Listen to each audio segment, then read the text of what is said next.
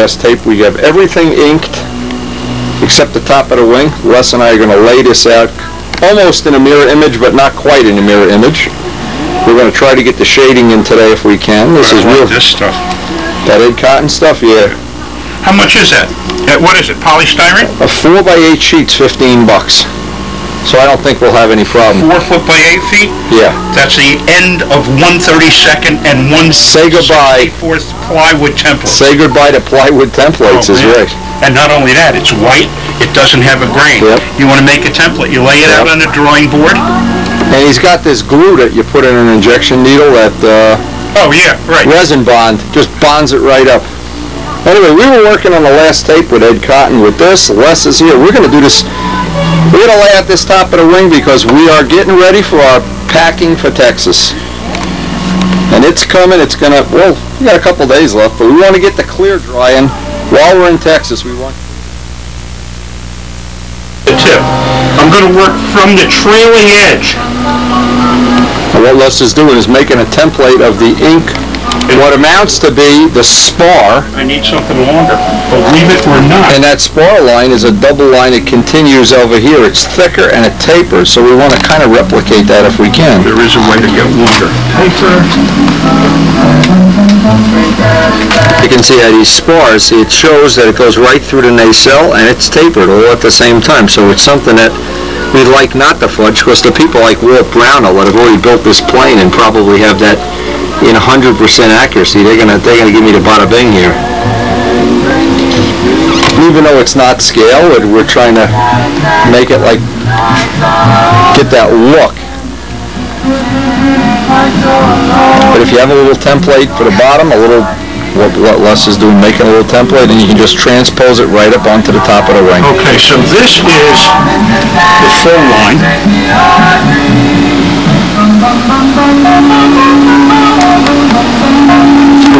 And we don't need to do each and every line, but this is just a good way to copy it, and this way we get to see what it looks like with the shading already on it.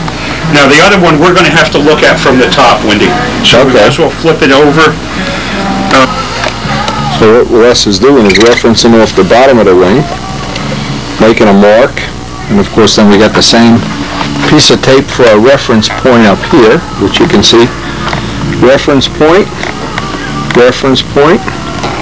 and that's the top part of the spar. And then you have to, the last thing, get the measurements, the reference, because it tapers and it gets bigger as it comes out toward the middle of the fuselage.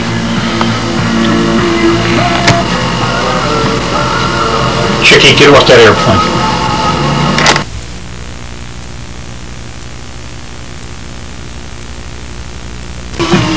And here you got high contrast in the wrong way. Yeah, but you don't have a choice there. You don't have a choice. That's a fudge. But what I'm trying to do is put some in where the fuselage is going to be so that that break apart line doesn't show. Okay, but my point is, if you have exhaust and oil coming out here, right, it's going to, yes, it will get driven into this area, but because the airflow is this way, it's also going to go out here. So I think you could airbrush lightly inboard of this line. Maybe, yeah. We're going to add a little more black up the front there. Remember, you have a prop-driven engine here that's pushing all the schmutz back. Your pattern, when it comes around the nacelle, is this. So you got a fan. Okay? Well, we're really shading and back and forth on this. We're ready for the first coat of clear. We're going to try to get that on tonight. Tomorrow we'll just see what, I'll get Les's feedback. He had to leave. I always like to get two people's feedback on this and how it matches, what it looks like. Have we overdone it, underdone it, or in, in the very, very rarest of cases, is it just right? Anyway, we've been a long time inking this plane. I don't even want to think about how many hours there are, but I think it was worth it.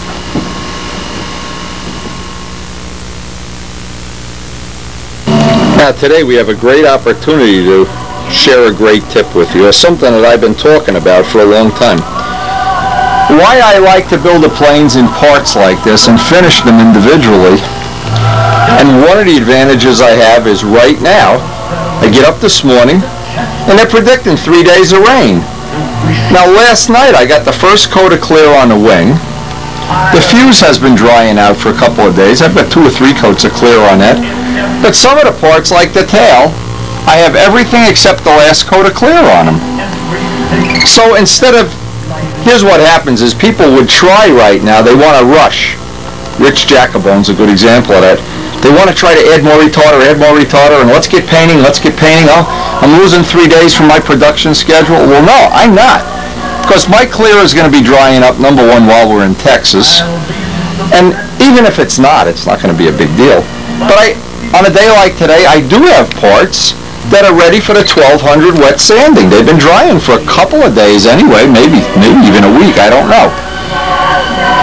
And I've gone on and on about how you build a plane like this that's in pieces. There's always a part you can sand, always a part you can buff, always a part that's ready for the next step. But when you have a plane that's in one piece and you're painting it all at once, if we were at that point, we'd have to wait for a day where it wasn't raining, or not cloudy or humid or whatever. Now, in this case, we could even work on the cowls, we could work on some of these miscellaneous parts, but there'll always be a part that's drying out. And what will happen at the very end, and it'll probably be the wing is going to be the last part. If I have to wait for a good day to spray to clear, I'm going to wait. I'm just not going to run the risk that this is going to fog up or that I'm going to have to add 30% retarder to get it to lay down. This is one of the things where patience really pays off. And in the beginning, you make the planes, and all these planes are take-apart planes, of course, but at some point in time, you make the time back that you spent making all these hatches and cowls and everything.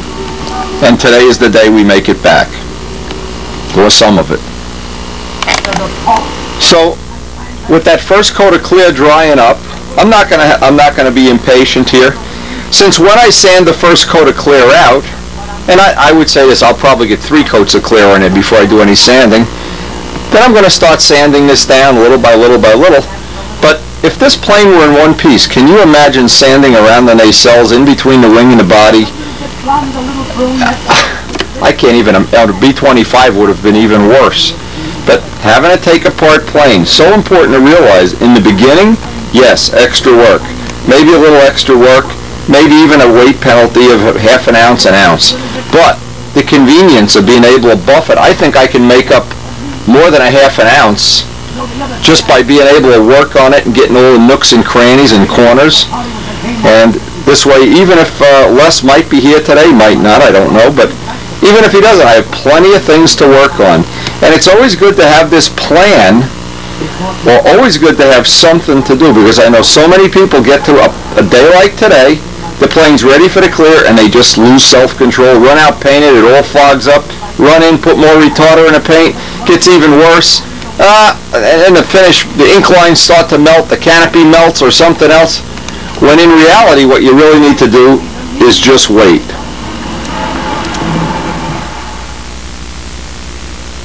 So because we have the plane in parts, we can take apart, this part has everything except the last coat of clear. Now what I do, I have 2 quarts of clear for a plane this size, and I save enough of the mixture just to do the last coat. And I've been adding thinner to that mix, a little with each coat, except for the amount I've saved for the wing. And by the way, all that information is on those Brodak finishing videos, so that's a good way to do it. 1200, and I like 1200 because I don't want to see any sanding scratches.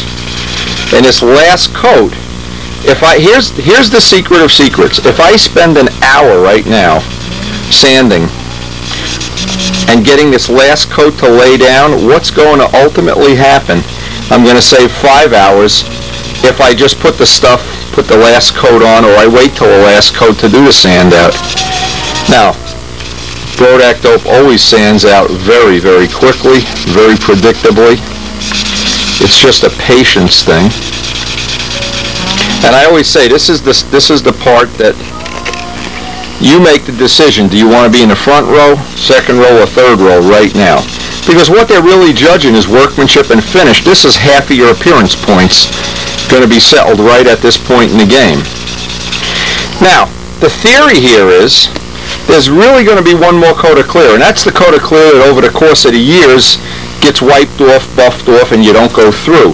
But there's a good chance when we do the other parts, we're going to go through. So now we can fog in a little touch-up, add an ink line. If we go through an ink line, repair it, and then just do those touch-up spots so that we don't have all the extra clear. In other words, if I sanded through this edge, I would touch that up, and then I would clear that edge maybe 3 or 4 times and then put that last coat of clear. But I wouldn't put the paint on the whole part, because I don't want to have is any extra paint on here. 2 quarts is a lot. Not for a plane this size, but say for a Nobler, I would say 1 quart is enough. But what happens if you cheat yourself and don't put that last coat on? See, this is sanded now with 1200. For all purposes, there aren't any scratches. This is how we want to put on that last coat of clear. And then the buff out of this plane will be very, very easy. If we don't do this and put the last coat on, we are really going to be in for a lot of work. And we're not going to paint today, obviously, but we can get the sanding done. So having a little part like this, it shows me I've got enough clear, I haven't gone through. And that one extra coat, you know when you know you really have the exact right amount on? When you just go through. Then you can touch up, and when you put that last coat on, add a little, then you know you have that minimum amount. If you're sanding for 10 minutes and don't go through, it's like carving a top block, and I think it was Al Raby that said if you don't go through in a few spots, you probably have a block that's too heavy. Well, in our case, of course, we're molding the ball, so we don't really have to deal with that. But the paint is an area that most people just add an incredible amount of weight without realizing it. So if you limit yourself, a Nobler size plane, a quart of clear, a quart meaning a quart of Brodak clear, and all the thinner you want. Put a gallon in you if you want. Start 50-50 and add a little thinner to each mix. Maybe a medium-sized plane, an Impact, an SV11, a quart and a half, and a big overwhelming plane, a sweeper, a bomber, a B-17, 2 quarts. And I think that's and if you don't put any more on, put most of it on a top. I like to use this. Turn a plane over if you have a one-piece plane, and put 1/3 of the mix on the bottom. Let it dry. Flip the plane over, put 2/3 on the top. Put a little extra on the outboard wingtip and outboard wingport panel, because that's what everybody's going to see. Put a little extra on the nose. Not going to hurt anything. But don't overpaint the tail.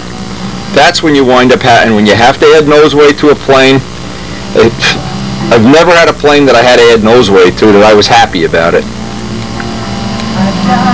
This is what the Brodak clear looks like when it dries, with no sanding whatsoever. So there's going to be a lot of people that are real happy with that finish. Well, that's fine. That probably would get you to the 3rd row, and that would be fine. And if you're a sport flyer, or if you're not looking to up the bar some way, well, that's fine. But again, what I want to do is I want to look, let's just say we have an ink line here. Let's do an easy spot. This will make it look like I know what I'm doing. A little bit of this fake M600. I don't know what, this is Gavin's M600, Gavco they call it. But Prepsol, M600, anything you can buy at a body shop that's used for degreasing. And there are no body shop supply houses in the world that don't sell degreasing material, because every body shop in the world has to use it, whether it's California or Okinawa or Hoboken, New Jersey. A lot of times I've tried to do these parts with 600. It goes a little quicker, but it leaves scratches that probably the people that judge the event would not be prone to see, but I see. And I build the planes really from my own personal satisfaction. I don't want to compromise something that I know I can make better. Now, always have a paper towel around.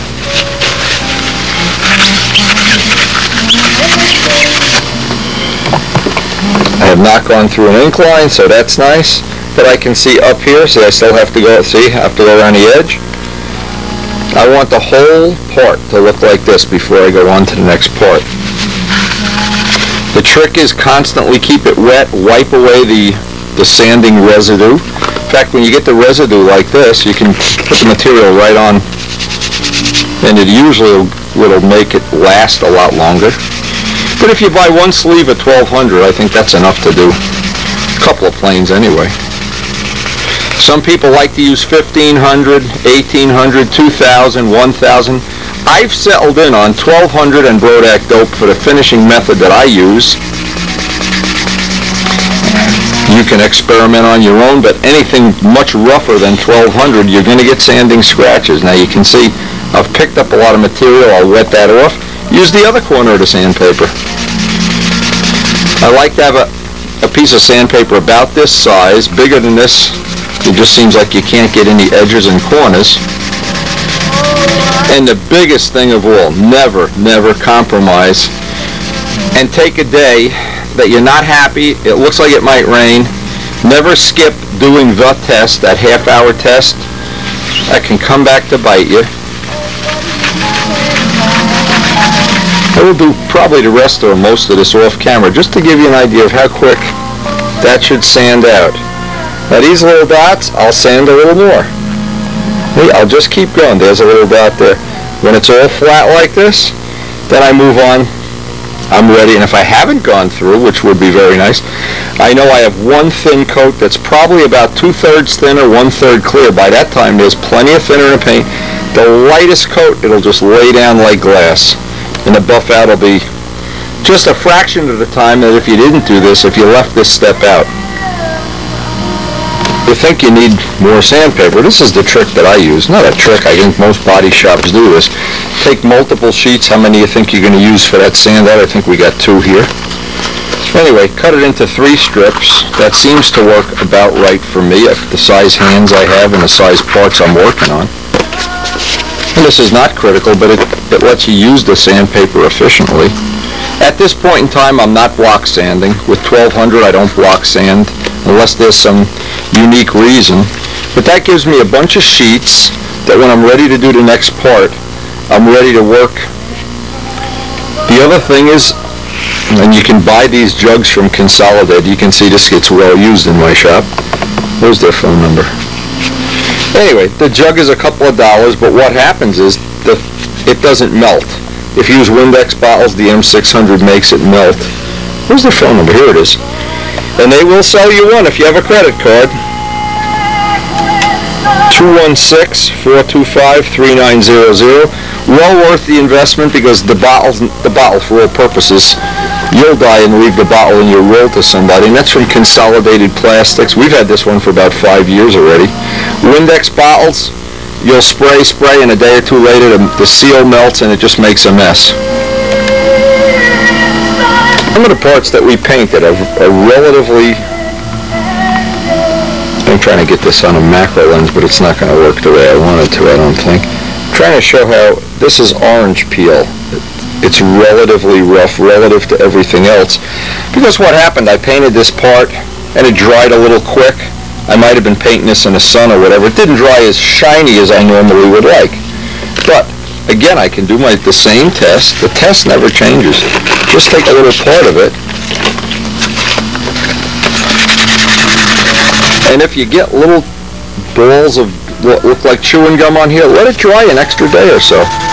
Now these are the carbon fiber parts. I still want to have it dull and flat. And then from that point on, I want one thin veneer coat. And then I know I'll have 2 or 3 years of wiping a plane off without going through on edges. Nothing is really worse, and I've seen many people do this, including myself, of course. You get to the Nats, they're going to do appearance judging, you're all excited, you go to wipe your plane off, and right there you buff through a high spot, or you lose an ink line or something.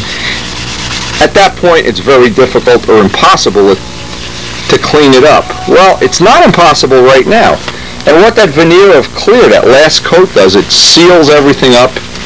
So you know you're not going to have a chance of doing it, hopefully not have a chance of doing it, unless you use more Gorhams or compound or whatever. Let's see if you can see if that's flat. I'm not sure you can see that.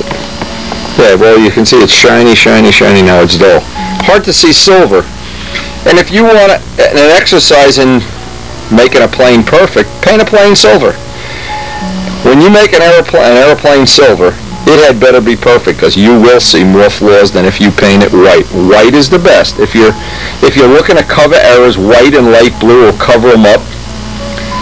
Silver, red, black, you better have everything perfect. It's very difficult to make a silver plane that you don't see the mistakes. Used to the parts like the elevators, I want to be real careful around the ink lines. I want to be real careful because you have a lot of edges, and I put a lot of extra clear on the edges. But I don't want to take this part, for instance, and just do this, sand and edge.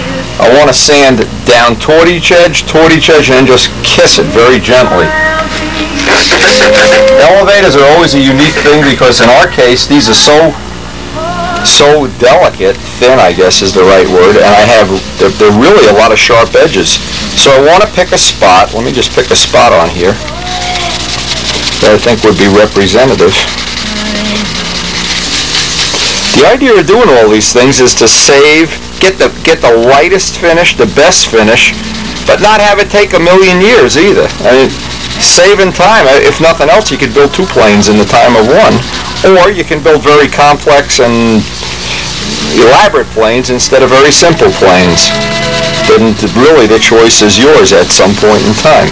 Now let me show this up close once I get this sorted out here. That's about how much sanding I would allocate. Again, I don't want to sand all the clear off. I want to get it flat. Let me just show this up close. If we do this, you can see there's little dust spots. There's a little low spot there, or a high spot. I got to look at that. It's an M600. But here's how orange peely this is, and when it's flat. And when it's flat, then we know we're ready for that last coat. Now you can see there's a little low spot where the ink line is, because as you put the ink lines in, you put a little dent in the wood that usually in time fills up with clear anyway. But that's all little techniques that I think will help you, or help anybody, get parts for a rainy day that you really, you don't want to rush your finishing technique. This is a good way. If you have little parts to work on, this is a great way to fill time until we get that day that we can spray some more clear.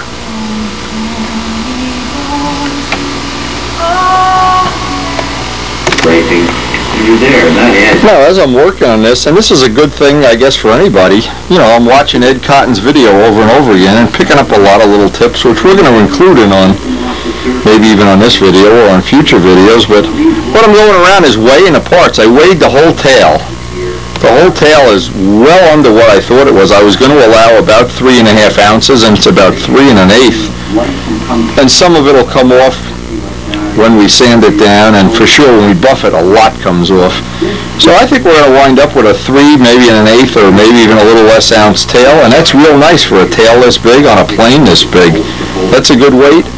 But again, while I'm doing this, I'm trying to kill 2 birds with 1 stone, picking up some good little architectural tips from Ed, some good little material use tips, and believe me, modeling is modeling, and good modelers are good modelers, whether they're railroad modelers or aircraft modelers, scale modelers, RC modelers, whatever. Tips are always like money in the bank. I want to thank Ed again for all his help.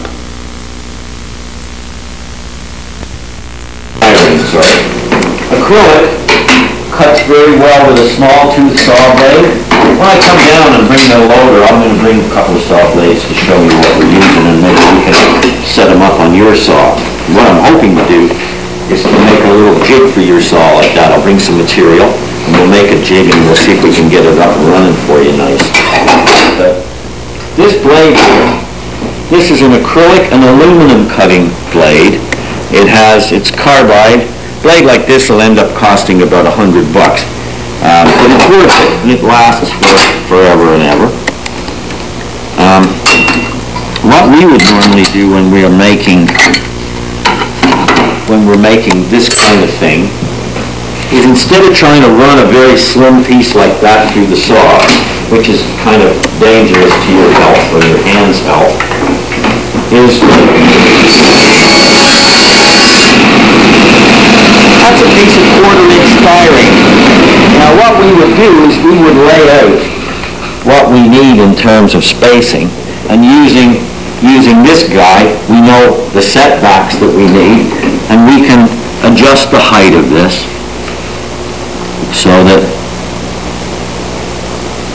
we can first of all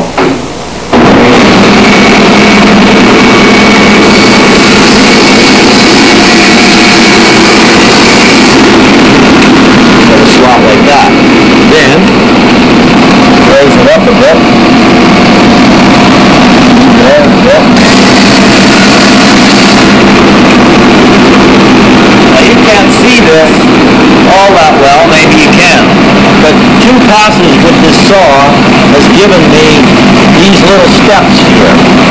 The last one that I would do, again I bring it in, again I drop it down,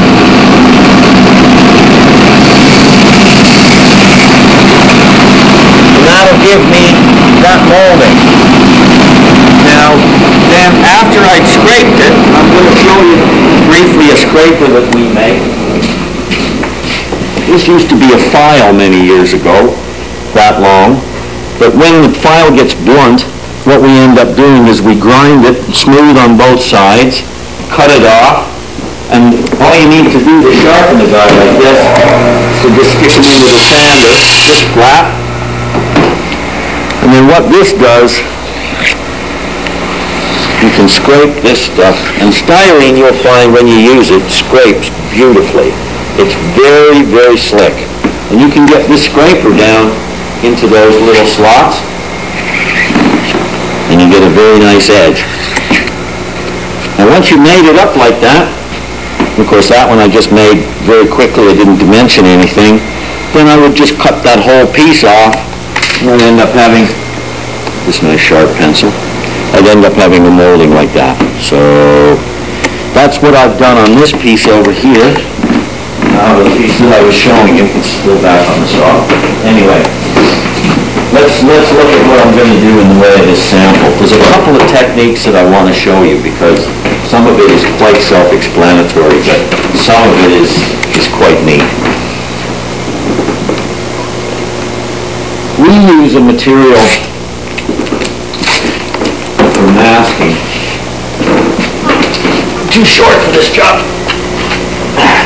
This is called Transferite, and it's low-tack masking paper. It's the same basic stuff that you get on the surface of acrylic. Sticks good to itself, too. Anyway, I'm very professional at this. Now, if I lay that on there,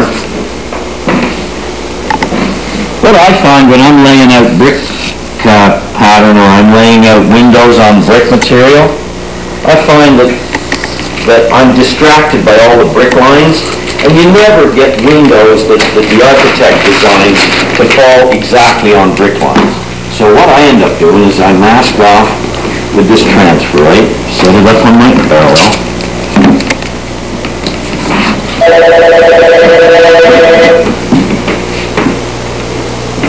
Can you put it on fire? 2, 1, go. Ed's not here, so here's the scoop. Don't listen to a thing he's telling you. None of it's true. He doesn't really know how to build models. He's just making it up as he goes along. Okay? No, seriously though, Ed's a great guy. Model making for God knows how many years, way before I came into the picture. And you're really lucky to have the opportunity to get the scoop on this information. But it's all very secretive in the model making society, so you can't pass it along. Okay. I'm just brewing some coffee for you, that'll be about 5 minutes. Okay, so what I've done is I've laid out some hypothetical window sizes on this thing, and it's really nothing more now than just putting a couple of knife lines using the drafting board to cut these windows out. Now, as you can imagine, if you're going to do 1,000,000 windows like this on a big high-rise, it takes a little bit of time, a couple of days maybe, to do all of the windows. We have recently gotten involved with, or at least one of the guys that used to work with me many years ago, has just bought himself a $35,000 laser cutter. And that's going to make our life in mundane things like this a lot easier. But in terms of us, we've gotten to do this so many times, and we've gotten so used to the methods that we use, the simple methods that we use, that we can be very quick and be very competitive, even with the computerized stuff that people are doing. So basically now I've cut all of these holes.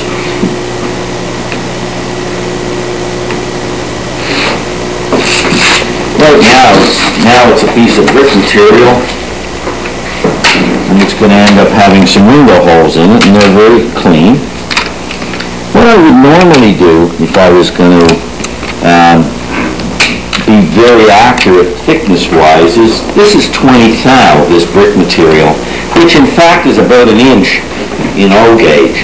So I would normally laminate another layer of plain styrene to this, using two-way tape and resin bonding around these edges, and then cutting those out. So maybe I'll do that right now, which will bring up the thickness to about 3 inches. I'm going to go off camera and do that.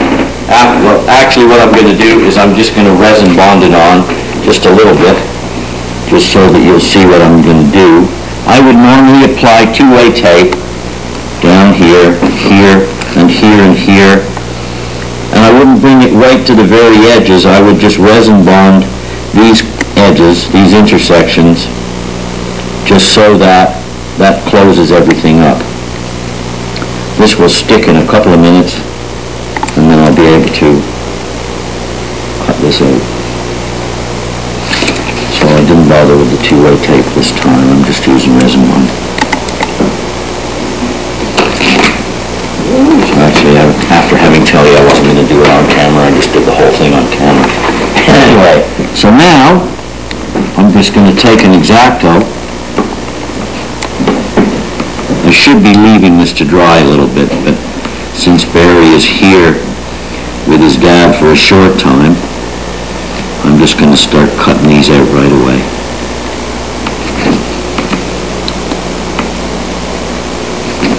Because the resin bond is a melting process, it's melting the styrene layers together, I'll probably end up having a little bit of melted material at the edges, which I have to clean up with a file. I would normally leave something like this to dry for about a half an hour or an hour to allow me to not have that cleanup to do.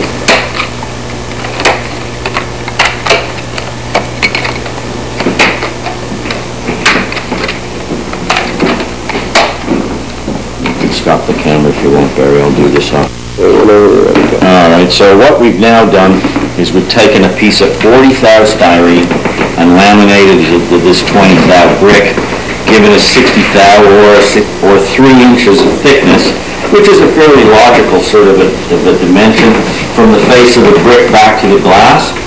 This is a piece of 16 plexiglass that I've cut. It's paper masked. It's broadly the same size, and what I'm going to do, just so it don't move around, I'm just going to stick a piece of 2A on the back of that and just lay it over the top of this. Now, I don't think we're going to have time today to paint this. We're just going to, but I am going to show you a method that I use for making window frames, which is very nice, and we use this constantly. These are a series of what we call double knives, because that's all they are. They're a series of, you know, the Alpha blades, or the blades that have snap-off ends. These are just 2 blades that have been CA'd together and taped over so that we don't cut ourselves with them.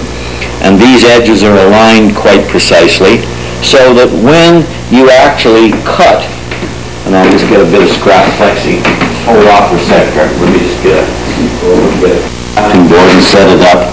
This double knife is in fact, I'm just going to cut into the paper mask.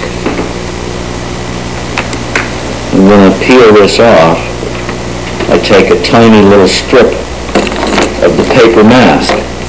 And if I were to do that a number of times, you can imagine that these would be, when I were to cut these and peel them, that's peeling the paper automatically. When you make one that works like that, it's fantastic to try not to drop it on the end and bust it. But that once I had painted this and peeled it, I would end up having these fine lines of painted lines on the surface of the acrylic. And we do the same thing with just taking a little piece of styrene strip, and this is a very wide double knife. We can make them that are as wide as you need. You could be very sophisticated and put various pieces of metal shim or what have you in a holder with a couple of set screws. We've never gone to that sort of length, and I suppose we probably should have.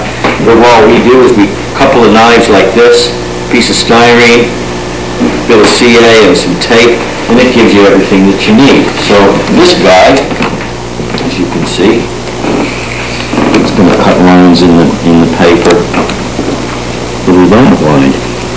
So you can doctor these double knives to whatever width that you want to do. So, for example, on this, what I would normally do is I use this knife as a gauge for the edges of the windows. So what I'm doing is I'm running this edge against the aperture and running this edge into the stock, and when I then peel this off and knife this in, I'm then going to get a window frame that's of equal size all the way around the aperture of the window. So I'm now going to peel this off.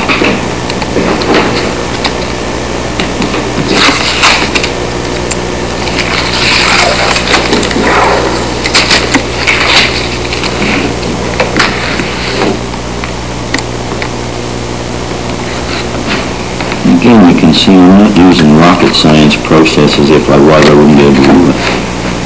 So I'm just cutting these guys out. I think someone has cut a little notch in the edge of our drafting board parallel here, because there's a little bit of a bump there. Anyway, so now what I've got is I've got an equidistant size window frame all the way around the surface.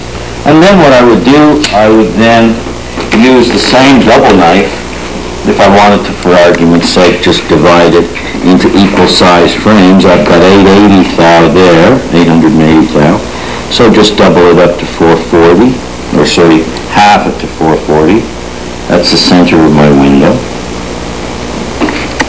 If I was being more precise, I would sort of set this up a little bit so that it ends up being precisely in the middle, but you can certainly get the idea from seeing this. Now I've got a window frame in here. Now, at O gauge or quarter inch, usually it's nice to have a raised window frame pattern. And it's true to say that these guys at MBS, the guys I showed you the catalog, they've got a pile of window frames in here. I have to see if I can find them. They've got moon craters too, in case you want to make a model of the moon. But they do have, see these? These are all formed and injection molded window frames in all different kinds of styles. And they're very nice because they're a raised panel. You could use exactly the same methodology that we've used there, with the exception of you would cut the holes in the brick. You would leave your plexiol masked in that whole aperture, for example, and then after you've painted your building and you've painted these guys on the sprue, you just stick it against the acrylic, which that's a nice method. The only problem that I find with stuff like this is it's a bit clunky for the scale. The stuff is a little bit oversized and it ends up looking a little bit like a model rather than reality. And one of the things that we've always felt is that if you're going to make something the wrong size, always make it a bit smaller than make it a bit bigger. I'm sure you know this, but from purposes of what we're doing, we always understate the window mullions, we understate the brick pattern. If we, for argument's sake, if we've got a model that's at 3/32 of an inch to the foot, we would much prefer to use 16th inch brick rather than 1/8 inch brick, so that the sizes are understated a little bit. So these window frames that we do here, certainly when you're doing 1 million of them on a high-rise building or whatever, you don't want to start putting in window frames that are like in that catalog, because quite honestly, it starts to look a bit toy-like rather than like an actual model of a building. The window frames on your loader are all made the way that I just showed. They're just double knives. A variety of double knives have been used, and you can imagine they're dirt cheap. You break the ends off them, you use one forever, and when it gets too short, you throw it out. So the only other thing I wanted to show this time around is that if you wanted to make window frames, and I think again I mentioned this on the other tape, but forgive me if I have. There's a company in the States called Evergreen Scale Models. They're in Washington, and they supply styrene strips in all sorts of sizes in 10 thou increments, so that you have 20 thou thick by 20 thou wide, then 30 thou wide, 40 thou wide, 50 thou, 60 thou, what have you. You can buy a package of these, which goes a long way. You can buy it again from most hobby shops, and if not, I can get it for you. It's not a problem. The other company that makes this stuff is a company called Plastruct, and they supply the same stuff. But Evergreen is better because the strips are a little bit longer and they're very accurate size-wise. So you can imagine that if you have the energy to do it, you could take a piece of this 30 thou, this is 20 by 30 thou styrene, and you could, and we have many times, unfortunately it takes a little bit of time to do this, is that you would cut, and again I'm using resin bond onto the styrene strip and gluing this in. And I could do this around all of these frames. I can do this so that I get a little raised frame. So now I've got a two-step frame. Part of it's here, part of it will be on the surface of the acrylic. And then you could actually run a strip down the center of the piece that I'm not going to do all around the edges. I'm just going to show you this because you know what it is I'm doing here. This, again, it gives you some texture and depth, and it's kind of interesting to see it when it's got, I'm sorry, I could go across there. So, and again, I'm using resin bond. The beauty of the paper mask stock is that any extra resin bond that I've got that will leak into that paper, the paper will absorb it. It won't mark up the acrylic at all, which is great, unless you're really flooded on. But using a brush and using this little reservoir thing that we've got, then you can put this on here. If you make a mistake and you get it on here, don't matter. It won't mark up the acrylic when you're finished. So then you can use, for argument's sake, if you wanted to make a windowsill or a header on that window, you could use a different appropriate sized bit of stock. You can cut a little piece of this guy, stick him on there. Again, resin bond, no sweat. And you're really only limited with using this stuff to your imagination or to what the drawing shows, you know. There's such a lot of different styrene strips available. There's also a lot of styrene sheets. Thank you, Les. Leslie is just telling me I have 4 minutes left, so we're going to run out of time here. So anyway, so now we got one window with some raised window frames. We've got a header and a sill, and that's a nice lot of detail that you could do on pretty well any model building. But as I said, Evergreen Styrene have the rib stock for the roof, they have shingle and everything like that. We have 3 minutes and anyway, this is my producer in the background here. Anyway, so I think I'm going to sign off here. And just to let you know, I'm really excited to meet you and all of your friends, and I feel like I'm one of the gang already, but I'm really looking forward to it. I hope that some of this stuff hopefully some of this stuff will give you some stuff to work with. And I've got lots more that we can talk about when I see you. Take care, guys. Well, once again, I want to thank Ed Cotton, and you can see the windows that he's talking about right here. What that looks like when the windows are installed. What a great contribution to our layout.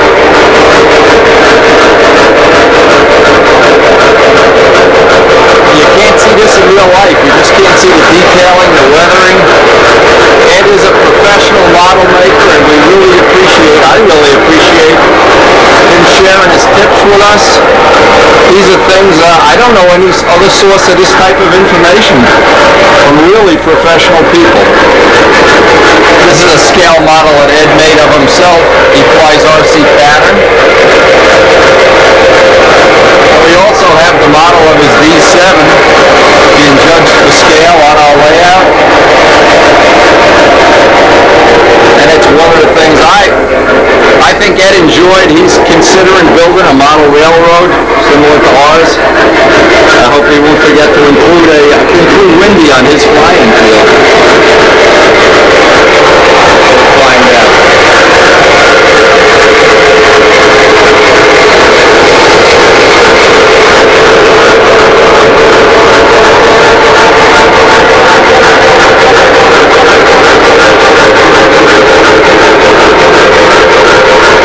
Always keep a picture of Ed, and he stayed in the Spitfire bedroom. Keep a picture. Again, some of Ed's RC giant scale. He has three. Well, they've made three of these, and boy, there's a lot of tips. I'm telling you, you can learn a lot. People that do modeling can all learn from each other. The plan is that sometime next year Ed is going to fly me up to Toronto to help him with his model railroad for a week. We look forward to doing that, of course, and look forward to having a great friend and somebody who has discovered the power of sharing little things by video. Ed Cotton, appreciate it a whole lot. Back to Sand and East Parts. We've enjoyed your video immensely here in the shop.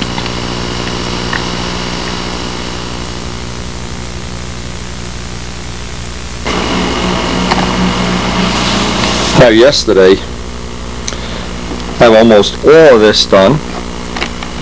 I have the little touch-up spot. Where is it here? It's right here. I needed to touch up in the back. I put some extra clear in there, try to fill it in, and I'll try to sand that out later today. I got what will be the flaps now ready for sanding. They have all the clear on them. And the biggest job I'm going to have today, and I saved this for a dedicated day. I saved this bird. This is really a full day job to sand out the fuselage, and I want to start with the spots around wherever there's a tape edge. In fact, what I'll do is I'll sand the whole nose first, because right here there's going to be a rough edge. There's a good chance we'll go through in spots where the electrosets are. You always need extra clear, and I need to really do this carefully. This is not one of the things I want to do, and I want to have it, I'm looking to get it done in 15 minutes. I want this to be as good as I can make it. And this is really going to be, I set aside basically the whole day today to just sand out the fuselage. That's going to be my goal. We're sanding a part this big. There's another issue that I have to deal with carefully, and that is, because the part is big, what's going to happen is the M600 is going to run down and accumulate on the other side of the fuselage. And if you let big globs of it accumulate here, what can happen? You can wind up having a problem where you have to resand it. So what I'm going to try to do, one of the ways to get around that, of course, is to just constantly be drying it off. But another way is just do small spots at a time. And you notice I'm working on a soft pad and a towel. Now, there's always going to be, and I don't care how careful I am anyway, there's always spots I need to touch up. There's always little spots before I put that last couple of coats of clear, and you saw I had that first little touch-up in there. There's always little spots that, a fingernail mark here, a ding here, a bird beak here. Yeah, there's always something that you have to deal with. So what I try to do is just maybe work this one little area, dry it, clean it. Since I've dedicated the whole day to doing this, the nice thing about this is I can be doing, being on the phone, or whatever, at the same time I'm doing this.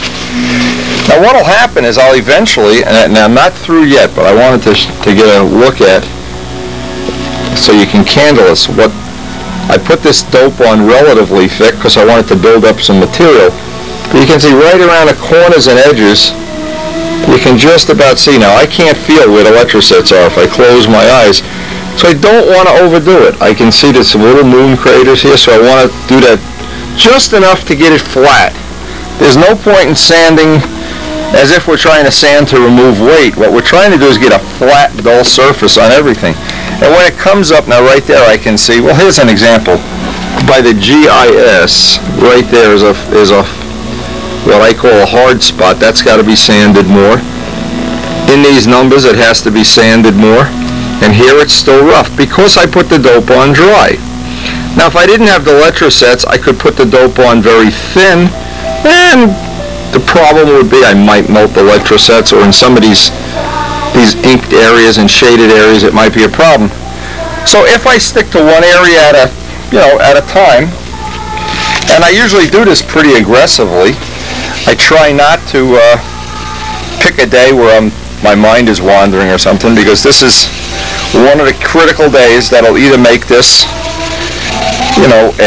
a plane that I'm going to be happy with and be glad that I spent the extra time. And in the days when I used to have races to see if I could get this plane done by this date or this plane done by this time, it wasn't nearly as much fun. It's just a whole lot more fun when you can just relax and work like this. In fact, Danny Banjock and I were talking one day. His new plane is this is in the 3rd year of working on it, and he said he just enjoys it more. And you know what? We have all these old planes to fly. I mean, we have planes that are 20 years old and planes that are a couple of years old. So it really adds a lot of enjoyment to it when you don't have to rush, when you can really take your time. Now see, I'm still trying to work in this one. Actually, with the ink lines on, you could work one area at a time. Dry it up. Always flip it over, especially when you're doing a wing, and get the bottom, because you don't want that stuff to just sit there for hours at a time. Now I'm sneaking up on it. Now I got a little more to do up here. You can see this is getting nice and flat. Now if you choose to do this with 600 or 1000, sometimes you can leave scratches, and that can be that's a decision you always have to make. Sometimes I really reserve this for a last resort. This 1500. I have a couple of sheets, a couple of packs of 1500. The only reason I would want to use 1500, and the only advantage it might be, is if the very, very last coat of clear needs to be sanded out, and there's some spots where you're touching up. The 1500 can help blend in where the overspray ends. But the 1200 will still work. It's just the 1500, if you really get to that fanatical point where you absolutely don't want to see a joint between like on that stab, an elevator.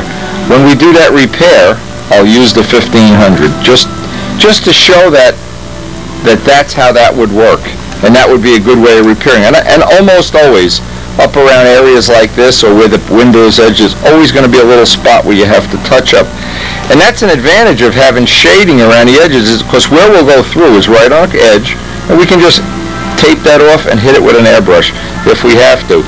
But knowing how to get through a lot of these little difficult areas, I think, can really allow you to really do some nice quality work. I'll take a little break here, and I wanted to show you what I had done. Sanded this part out, of course, flat, and there was a little imperfection. You can still see it up here.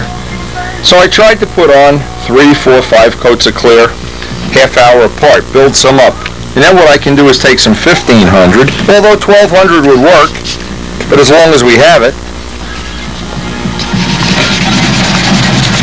And this I just used to feather this all in, to blend it in.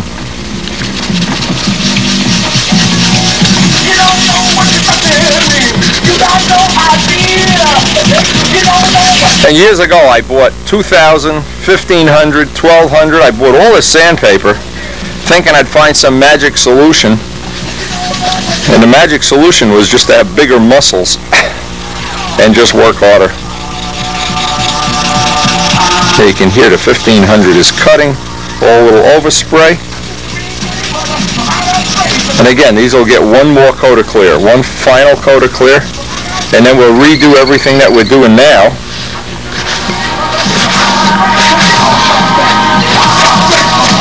Always wipe the other side, don't let that material go around the other side. Now you can see that's blended in pretty well. We got a little low spot, a low spot, a spot here I didn't sand. But taking care of these little repairs. Now the nice thing about this is you could repair this when a plane is 20 years old and has 1,000 flights on it, if you know how to repair. One of the beautiful features of a dope finish, it's repairable. A lot of these modern two-part finishes that are, maybe have an advantage in being more fuel-proof, they're always heavier, and guaranteed you're going to have a lot of fun repairing them. You're going to be... I have never had really good luck repairing any of the two parts. You can always see the edge, and of course it assumes that you're really a perfectionist about it. If you just want to cover an area or paint an area and you don't care, well, it's a different story. And anyway, we really like, and we're going to be putting some more of that video on that Ed Cotton thing, because modeling is modeling. Okay, now that needs just another zip of clear in there. So when we go to shoot the coat of clear, I'll hit that 3 or 4 times. But that kind of cleans that up, and that blends right in. I like the way that 1500 blends it in. Good tip. Sanded that, you can see I just got another coat of clear on it while that's drying. Put that away, and I'm going to get back to work on the fuselage. It's going to be very redundant. I'm going to do this panel maybe 30 or 40 times, but make sure each panel is nice and flat before you move on to the next one, and that's the easiest way I know to do a big part like this. As I finish this up, and this has been a long time in coming, what I'm trying to do is, as I go through this, any spot I see, and I see a few of them, I wanted to show one of these on the video, because this is a point at which, well, hell, you could just, here's what you could do. You could just go and not do any touch-ups at all, in which case you'd see some buff-throughs in the plane, which, granted, not many people even ever get to see them, and we're working under fluorescent light, so we see things they'll never see in sunlight. It's almost like looking at it under a microscope. But just as an example now, and I wanted to show this, because these are the things that these are the things that make it special when you look at this. Get all the M600 off the nose. Carefully evaluate each panel, each little area, for little spots you might have missed. Don't like to leave that M600 dripping and drooling on there any longer than I have to. That's what, if I do it each time. Now, I can look up here. Right here, there's a little ink spot. See that little spot that went through? So I will touch these all up before I put the next coat of clear on. I'll touch, see in this ink line? I need to touch that up. And then I'm only going to selectively just put some clear on this. I'll put some clear on these little spots that I need to touch up. I don't want to re-clear the whole thing yet. I want that to dry, maybe even give it 2 or 3 coats, and then re-clear the whole fuselage with one very light coat. And that gives me a little extra cushion, because I know what that is the paint ridge coming through, but I want the ink to cover that up. Okay, now the next thing is, that's why it's nice to have this little template. I got to very carefully line this up and ink the bad spots, and this will take a few minutes. And I'll give this several coats of clear, because here's the reason. Every time you pick up the plane, you're going to be picking it up somewhere up by the nose here.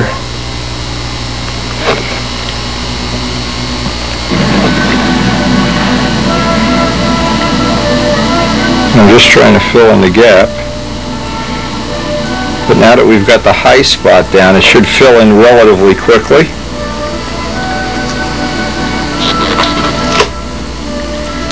And we'll do both sides.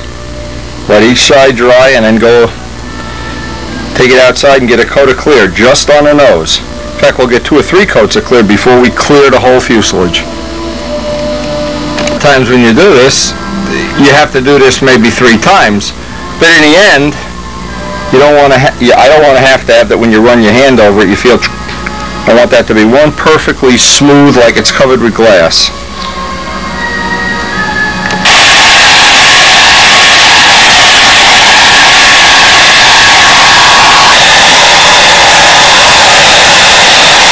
Before I put any clear over this, I want to make sure I have it completely dry, of course.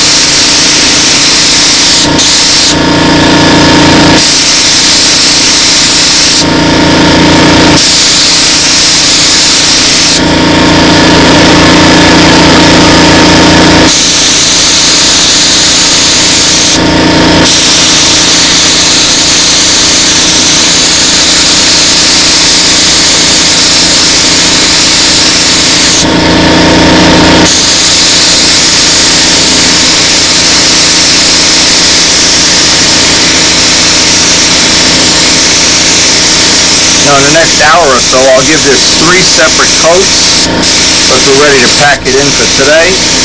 I still have the back of the fuselage to do. We'll do that on a separate day. And then, of course, the wing.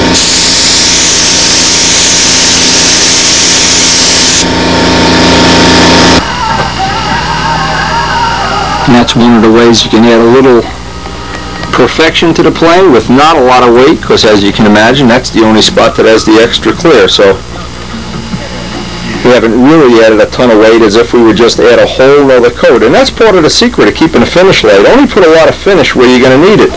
Now when we go to sand out where the stars and bars are, and of course the whole back has to be done tomorrow, but what's going to happen, we may go through a few spots here where we may take the rivets off or something, but we just want to have that minimum 1 or 2 coats of clear on here, just enough to buff it out. And we want it to be as smooth. You can see how nice and smooth that's going to lay down. You'll never even feel the edge when that's done. And that will be things worth fighting for, things worth buffing for. So we'll put this aside for today. We woke up this morning to a fabulous day. It's been raining so many days that even just having it not rain would be a miracle. And it looks like our water's finally clearing up. We can see our fish coming to the surface, but that's not what gets me excited. What gets me excited today is the possibility, and I always love to do this, I love to work outside in my backyard. And what I'm going to do, I'm going to do some of the wet sanding. Yesterday we got this all touched up. I can do the rest of the wet sand, maybe even get the flaps done today. Just seeing this out in the sun, it's a lot easier to work on. It's a lot more fun, and the biggest challenge is going to be the rudder, because I really want to get that block sanded out. Not block sanded, 1200 sanded out. I want that to show all the detailing we've done. It's going to be a lot of work, but I got a good helper here today. And if the phone doesn't ring off the hook, we'll probably get this finished and get the last coat of clear on today. Again, what I'll do is when I'm done sanding the whole thing, I'll get another coat of clear up here, or maybe even 2. Bury that shield in clear, that little emblem, whatever you want to call it. But right now it's a beautiful day to wet sand. Actually, it would be a great day to fly, but I'm kind of psyched about getting this working. And it's just nice, having a nice environment to work on like this. Makes all the work I put into this pond worthwhile, and believe me, Karen and I, sooner or later, she'll get all the planting done. This will really start to look nice, but Right now, just having that water running in the background, it makes what's going to be a real tedious and boring job go a lot quicker.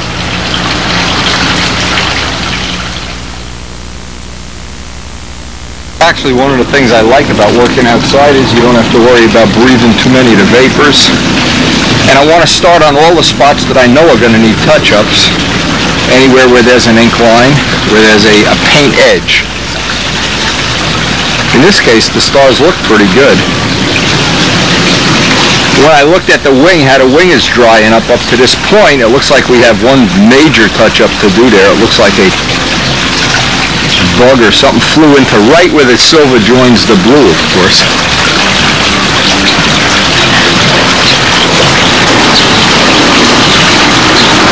Always good to do these areas first, because that's what's going to take the longest time. I had to change the battery so I don't, it ended at a bad spot, but it's kind of nice that block sanded or flat sanded right down there. And what I'm going to do, and basically a lot of this is just off-camera stuff, I'm going to try to sand the whole thing, and the last thing, do that part on the nose, and then we'll do the double clear on this, back to some clear on that, and the last thing will be, assuming it stays a nice day, the rudder. That'll take a lot of time because it's delicate, it's thin sheeting, and I don't want to get any scratches or any sand throughs in this area that I've detailed out so carefully. So we'll get that all done and hopefully enjoy a nice day out here with Chicky. Getting down to the end of the rudder's the only thing left to do here. What I'm finding out is I only went through in 2 or 3 spots, but we will have a few little touch-ups to do. That's for sure. And on the rudder, because the ribs are going this way, if I sand this way, I'll tend to pick up the high spots. So I'm going to try to do almost all my sanding in this dimension. It is really pleasant. Believe me, it's pleasant working out here. And this is, I mean, some people really hate the idea of having a sand or polish or whatever. This is one of the most enjoyable parts of my modeling because I can see results at the end of this day. I'll see this all sanded out, touched up.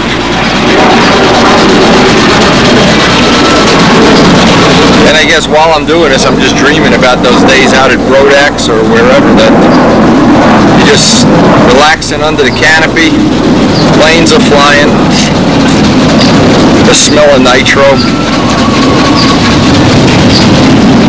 Anyway, this has gone very well today. I've got the lion's share of the fuselage done today in one day. Everything except the nose. But you have to constantly candle it for little spots where it needs, and I can see right in here it needs some more. I'm not sure I can show this. Let me see if I can show this. Sunlight is wonderful in terms of, let's see if I can hold this up, and if I candle it, okay, you can see down here, this needs more. I think the whole thing needs more. Some of the spots that are flat, now the other side's still wet. The other side is relatively flat.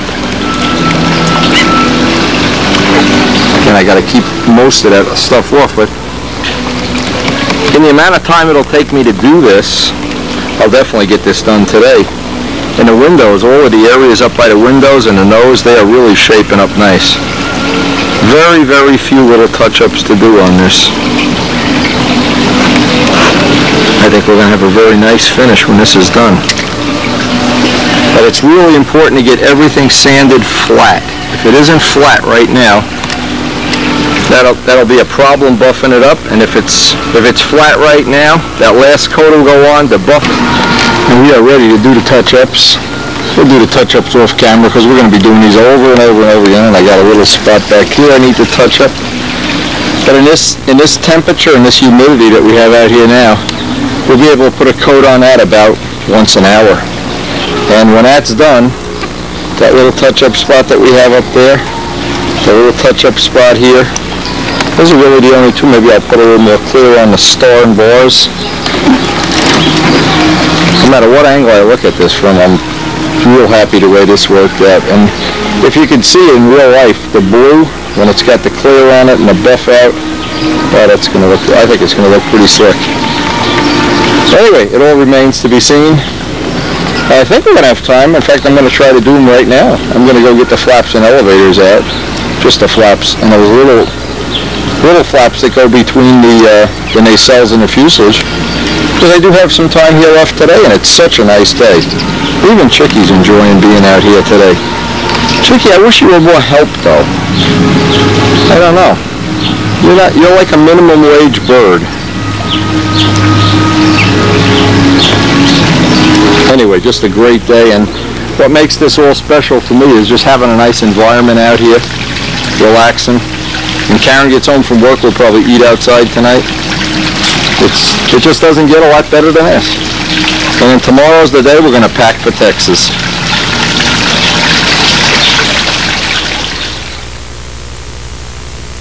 Now here's one of the spots that we've done about 3 times already, but we still have a little filling to do there. And I'm doing it in between coats. While I'm working on the next part, an hour later I could be sanding this. I'm going to run in and get the flaps. While this is, I'll just spray another coat right on here. And that's the beauty of Brodak Dope. It's so repairable, so easy to touch up. You're never in big trouble. You always can recover. And if you go through, you just touch it up and spray a little more clear on it. Now in this case, you see, there's the high spot that we're trying to eliminate right there. So as soon as I see that coming through, I'm done. I'll take a little, just a touch up of red, shoot that whole trailing edge with clear again. That may even be the bottom. I don't even know if I'm working on the top or the bottom. Doesn't matter. I want it to be as good as I can make it. The gods see everywhere. You can see that little low spot there. Now, with whatever time we have left here, and I'm trying to make a plan that'll work. I like the way the brown looks out in the sun. I have this spot out here that I need to touch up. And what I'm going to do, I'm going to sand this whole panel down right up to the fillet. I'm going to sand this down. Then I'm going to do the touch-up in here. Let that dry. Recoat this whole thing with clear. And try to make that piece disappear. Now, there's a little bit of a trick. If you try to make a dent disappear in silver, forget it. You'll always see the dent. But if we fill that dent with clear, a couple of coats, and then just keep putting a little bit of silver in between each coat, sometimes you can just get it to disappear. And that's a shame. I think a little leaf or something blew in there. Les noticed that. I didn't even notice it while I was spraying this the other day. But I'll get that panel done. I'm really trying to take advantage of the fact it's such a nice day. I love the way the shading looks out in the sun here. That just looks great. And since Ed Cotton's been here for his visit, we've had nothing but beautiful, beautiful weather. It's an unbelievable treat to have this kind of weather. And you notice what we did? I put a little bit of the stain that's in here. That was Les's idea to kind of make it look like some of that exhaust had blown up in here. I didn't want to overdo it. That was the thing. I really was trying to be careful. In fact, I looked at Al Raby's Mustang to see just about how much and what color that was to get some clue, try to look at it. And that really looks like, well, like some kind of a compromise as to what I really had envisioned, and I didn't want to make this all black around here. A couple of the models just look too black, but I think we just have enough of a stain here that it kind of looks like that might be realistic. But we'll see when we put the whole model together, and of course, we can always go back and add a little more. It's a lot easier to add some than to take it away. But for right now, let me get sanding on this panel. This is going to be a couple hours of work to get this.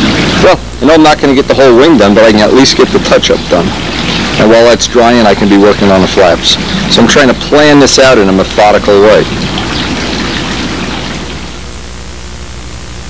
Now, while I was getting prepped here, I had a call from Carlos Serra. His wife has had a serious back operation, and she's recovered, and we're probably going to see her later this week. But he stumbled upon, of course, he repairs video cameras. And they brought in, the local college owns a $3,500 Panasonic camera that does movie quality recording. And the only problem is they broke the lens. And the lens is like a $500 piece of equipment. And we're trying to locate one, but the problem is it's an old camera. They don't make parts, but it may be that very soon and it may be by this weekend. We'll have a new camera to play with, and I'd certainly love to have it. Imagine these idiots, they dropped it on the lens. I mean, it's only I could do something like that. But boy, would it be nice to have, you know, like totally pro equipment. But again, I think what's on the videos that's significant is the information, not the quality of the bikinis, so I'm not going to get too worried if we don't get it. Anyway, just a thought. I'm going to start sanding. Now, the thing with doing a part like this is to really make sure this stuff doesn't get down under the wing in any quantity. Just the main thing I want to do is break the edge of the star where the blue becomes white and where it becomes silver. That's kind of a large edge. Again, I'm trying to use the time efficiently here, but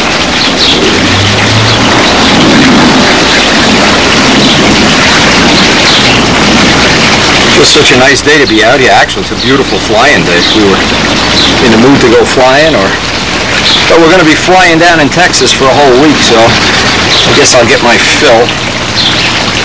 Richard Oliver, his wife, will get a fill of us.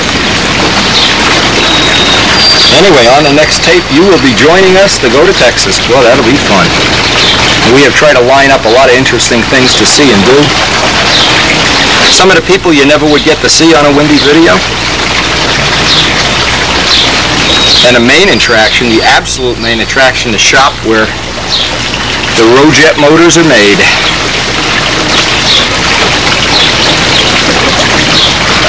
Now I'll finish, that's all right here, but I'm going to finish that panel. See, I want to rub my finger and not feel that. Anyway, as long as you get the idea of how to go about touching things up and in a way that makes sense, that's nice, in fact. And you don't spend your whole life doing little touch-ups that really should only take a few minutes. And that's the way that, well, you manage to get airplanes into the front row, I hope.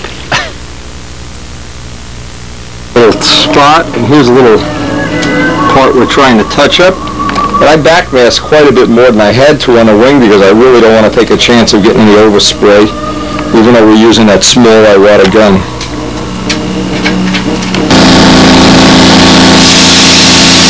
And start on the mast area and work your way in.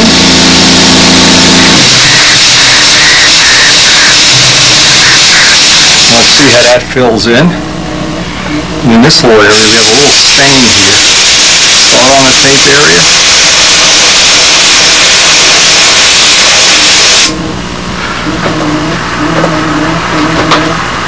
Well, in today's mail, we got some pictures from Jim. We'll go work on the flaps while that's drying.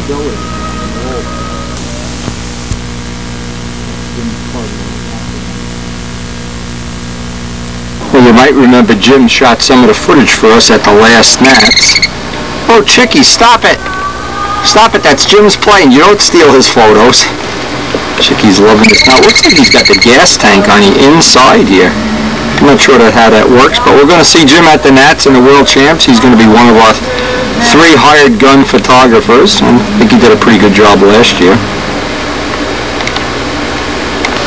It's Jim's Cardinal in the back. Chicky, you can't have Jim's Cardinal. Chicky likes the Cardinal anyway. Very nice paintwork.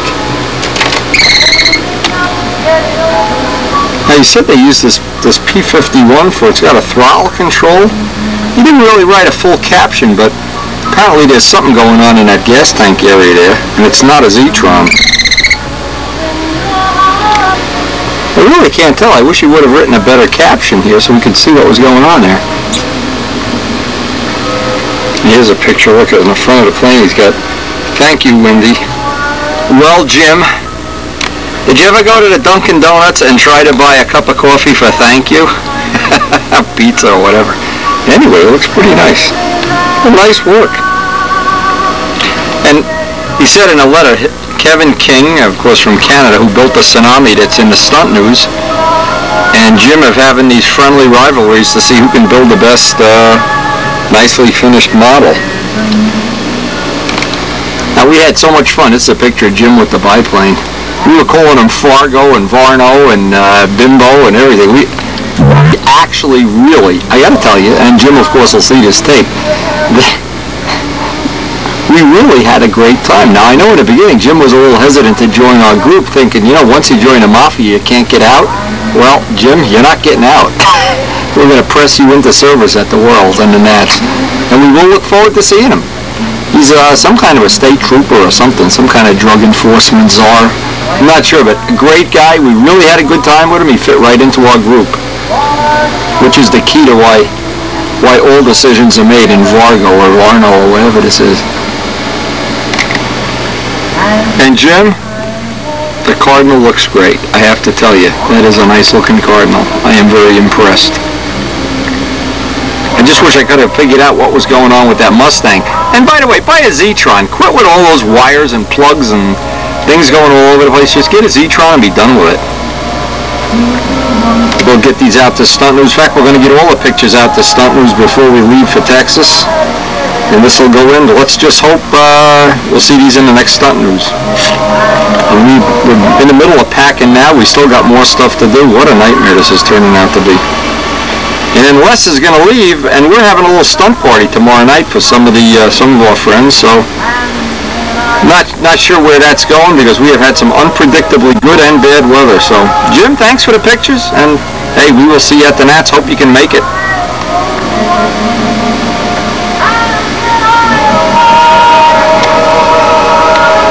So this is some pictures from Paul Winter, and I'm not sure, you know, everybody does their own thing. It's just like anything else in life.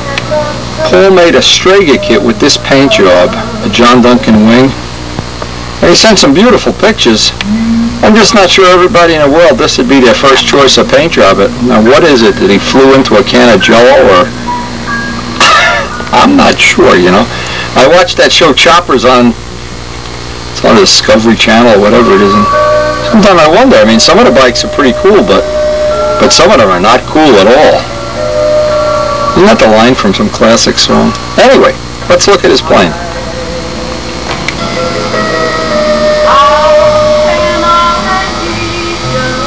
I'm not sure well, Paul, we'll send him in a Stunt News, but I don't know. It's a Strega kit, all right.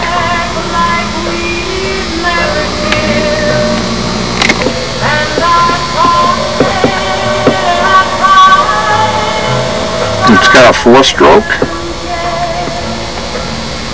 Really cool.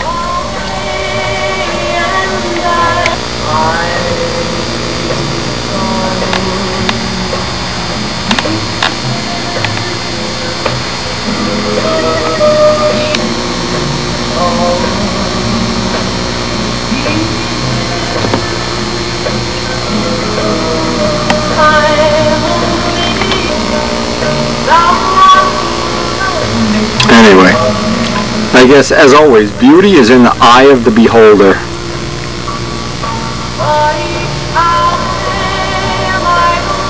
I'm not sure I would have picked this, but I think Paul here's a different drummer than we all hear. Anyway, looks like he did a nice, believe it or not, a pretty nice job. Unless, as Paul is prone to do, he had somebody paint this for him. I'll have to check in with him and find out. This is like the builder of the paint job rule. No, Wendy, I did it myself. Please, put my picture in Stunt News. Oh. I don't know, I think I'm going to send one of these to John Brodak. I'm sure he's going to want to have one of these in his shop, Paul. Anyway, thanks a lot. Really appreciate it. Always good seeing some creativity. And I'll bet this took a long time to do. But anyway, it's always good to see somebody on a different channel with the beat of a different drummer.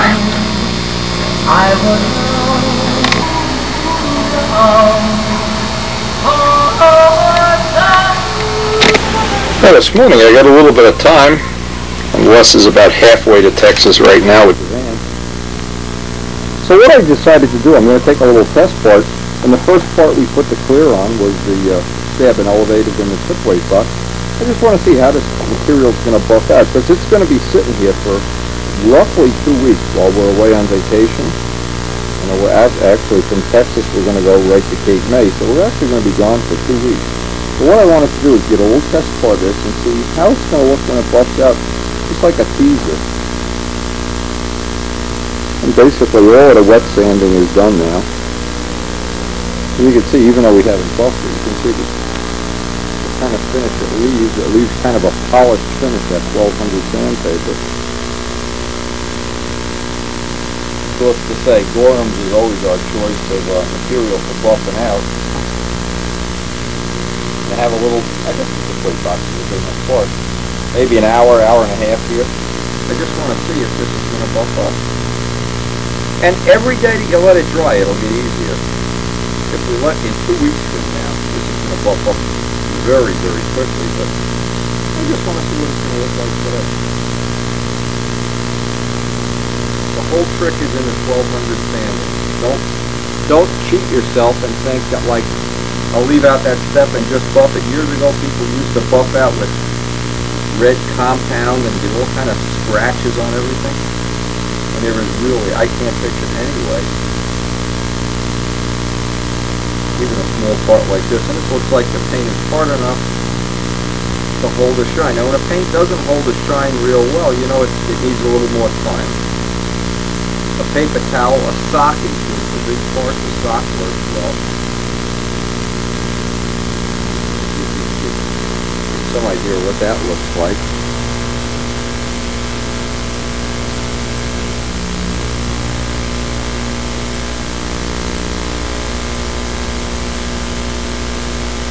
Anyway, that's looking like it's going to come up real nice. And Karen's up there cooking. We're having a little stunt party tonight.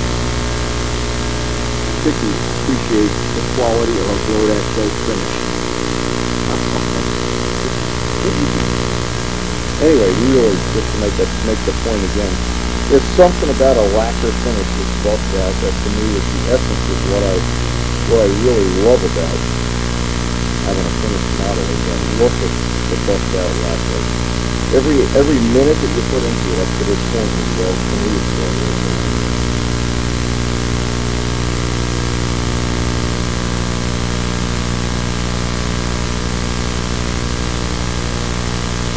Maybe an hour. And I guess the elevators are the most easiest thing to do. I want to see how some of these little parts are going to come out. Well, they all come out looking like this. They all look like that in the very end. And we'll have ourselves one beautiful model. Really. I guess it's going to be like torture for the next 2 weeks thinking about what this is going to look like when it's all buffed out.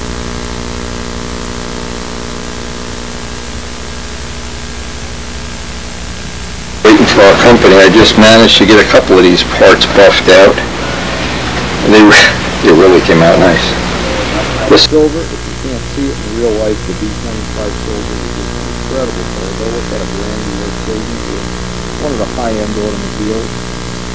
All little parts like this.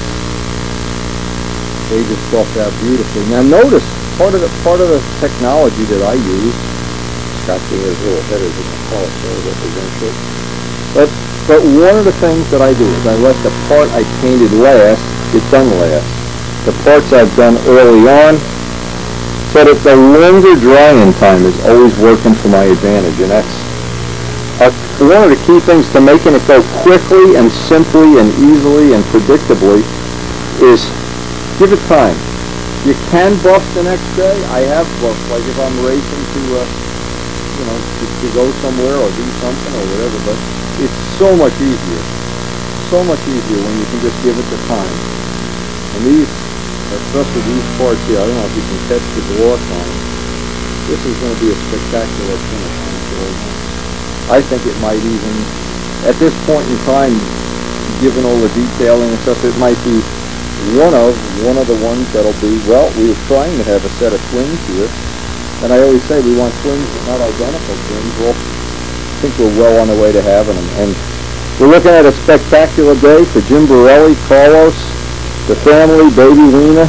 Looking forward to seeing them all, and it's a spectacular day for a stunt party. Please join us.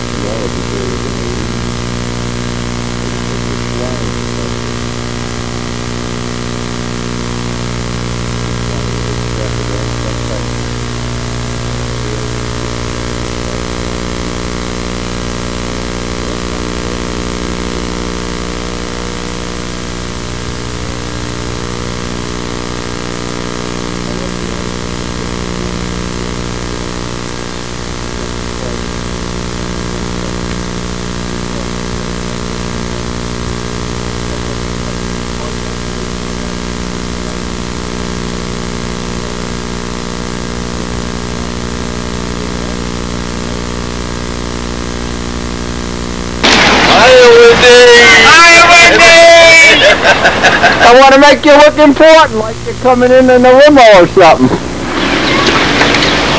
The guy that lives in New Jersey. Yeah. Here's your $5. Get out of here, kid. Hey, Jeff. Go, Jeff.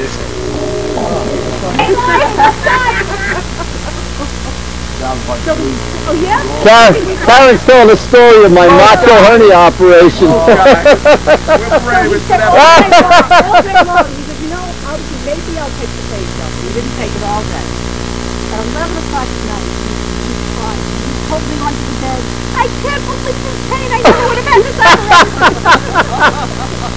So I told the doctor 11 o'clock at night. I'm terrible. He said, well, take the goddamn pain medicine.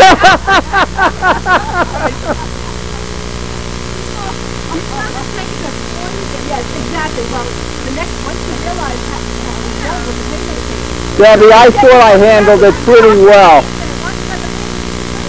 I thought I handled it well. She doesn't agree with me.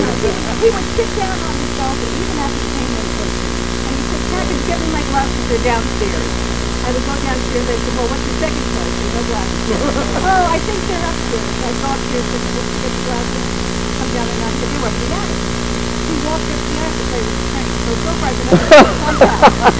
He was like, he said, no, but he really likes to talk. No. What's the famous saying? If you loved me, I'd have a So second. I get him a cup of coffee and I bring him. I thought I put the thing just the way he likes to sit down and make him out.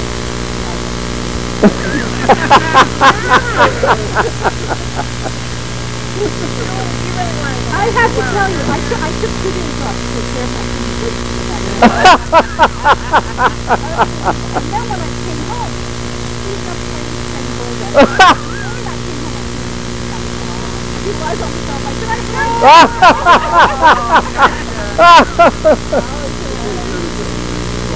You gotta learn how to milk it. Jimmy, you gotta learn how to milk these injuries.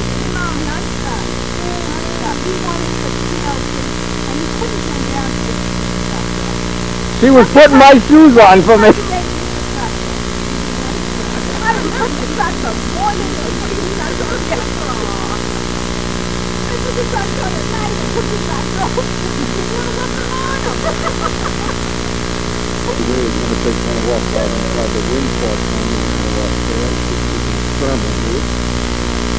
Let's see what's going on.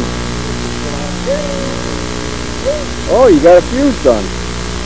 Jose is known for, how many did you have at Rodax last year? You had enough to make 3 planes.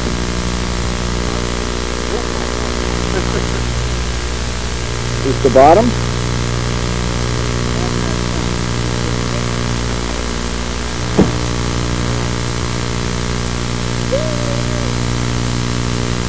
Okay, that's a traditional mold. That is flat.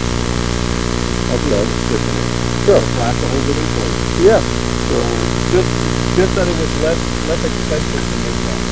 Okay. What happened is when I was laying the material in, I get to back here, my fingers are like kind of big, so I can't get it in there properly. Right. So when I went to make the piece I wanted to, I wanted to make the top piece. It wouldn't to come out smooth. I kept having nip over. So when I make them in this type mold, when I lay them in here, it's easy to lay everything in. Side by side. But I end up with two halves down. Yeah, you got two seams. And I have that long seam. This other way I have a seam across the center. And that's the way that I make the mold for the body. So that's the body mold, the mold inside. Yeah, yeah. There's nothing wrong with that. Well, that You was just a gotta reject. sand out the seams. Well, this was a reject. This was the first one where I didn't know how to align them, so I put this center line going all the way down the bottom. But when you mold it, you end up with a ridge all the way down the bottom, which you either got to sand off or try to get away. And normally you don't get it perfectly flat. I don't need it. All I needed was a little dash there and a little dash here. Just make it with a pencil line. What I did is I took on the A26, I put a piece of tape down, marked where the wing is, Right. center line.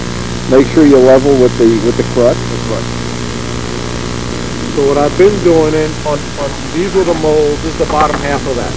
So I was able to mold a piece, but Yeah, but see, this is got for all the of wrinkles. I got all Yeah, the wrinkles. you got the, and this was a vacuum bag you did this? Yeah, but I couldn't get my hand in there to smoothen out the cloth. Don't use a vacuum bag. Ah, Do that thing like I did with the A26. It'll be good. So on these, And this will be easy. You could do an A26 job on this. on this you could just lay it on and you can lay 2-3 layers. And then take paper towels and for the whole time it's drying, keep blotting out the resin, hit it with a hairdryer, blot it out, hit it with a, and eventually it'll just, Okay. And then I was able to put the spacers in it. Once it's sitting in the mold, I put the spacers in Yep. it. Can't get it out, yeah. Because I made it so tight. See, I took mine out, put it back in and put the spacers in. Right. Well, that's what I did. I delaminated it. Okay, and then I right, put it right, back in. But I put the spacers in so tight against the Oh, wall. Then it was like, oh, man. Well, that's how you learn. But that's the fun of doing this, is And then that I you had to learn break one stuff. of these cross members. and Yeah, I I know. I was like, oh, you idiot. But I was trying to make the top and bottom similar.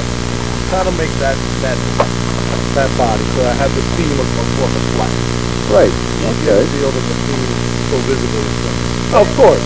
You can put a scoop and then a fist and Make a plane with a rudder that starts Or you here. put the rudder there. Well, that's You know, what I mean, not like a John Detavio. It's just very thin there. Right. And then it comes up. it picks Like a up back falcon, here. yes. This is the problem Midgley has when he's trying to make a turtle deck. He can never get his hand in there. I can get it here. Up to a I can point. get it here because it's wide enough. So I Right, can get here. right, But if you move it back in this area, it becomes too narrow. right. But this was the first time I tried to use Delco. This is a good mold. No, I there's didn't nothing use wrong Delco with this. before. Well, the one I made, the half that it came out. Beautiful. But it's half. Again, it's a stupid thing. Okay, now one thing I never did, but I think you could try it, is if you take this piece, lay the material in here, okay, and roll up paper towels or toilet paper and keep shoving it in. Because when you peel out, something's going to stick inside. Yeah. Or put saran wrap in it and then pack it with. I think that'd be as, I mean, you picked my fuselage up, how heavy is it? Oh, yeah, exactly. That piece was great. I mean, that one's fine. So that's what I was getting at. Since you made them in U-shape, Yeah, this part yeah. back here was killing. Also, since I'm using a lot of composite cloth, I'm using a layer 1.4 and oil layer 1.4. Right. When I used the Kevlar, I made a Kevlar body. Now the Kevlar just laid in perfectly everywhere without any limit. Right. But when I was using this multiple layers of 2 layers of 1.4, Oh, no. and carbon fiber mat, and another layer of Just carbon use fiber 2-ounce Kevlar. That's what mine is, 2-ounce Kevlar. Well, that's And it's cheap. It's only like $30 a yard. right.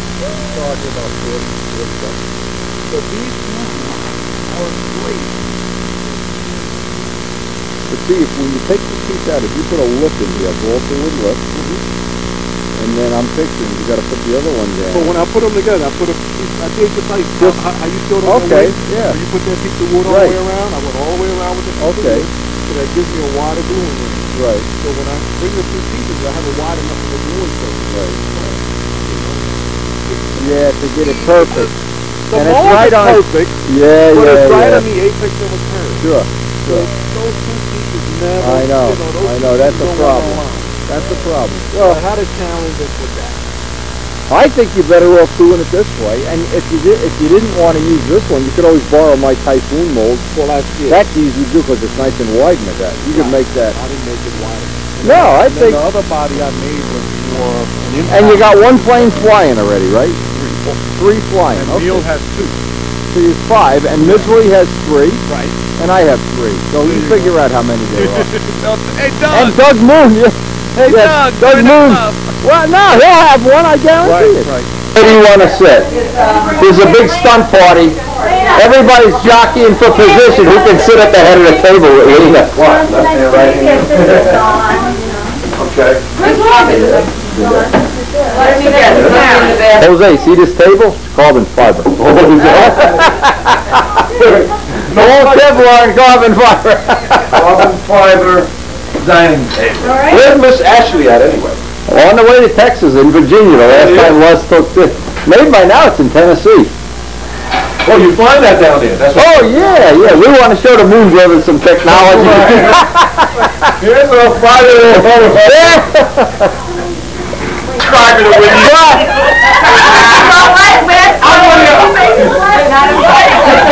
Tell us what you think of winning videos. Just call me, what's those guys, Espert and Wick? What's those guys? Wiki only gave them 1.5 thumbs. From our Texas trip, and of course the subscribers will get the whole video set of 3 tapes, but we just had an incredible time. And it just doesn't get better than Houston, Texarkana, and Gala. Visited Al Raby, visited Dubjet, and the Texarkana contest was one of the most fun I've ever been to. Got to meet with Frank McMillan, Al Raby, Dubjet, Rich Oliver, most of the superstars in Texas. We just had a great time.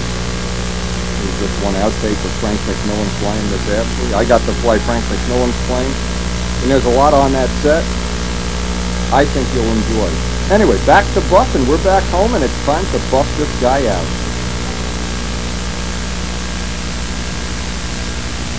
First piece of mail we have when we get home, and we have a lot of mail, trust me.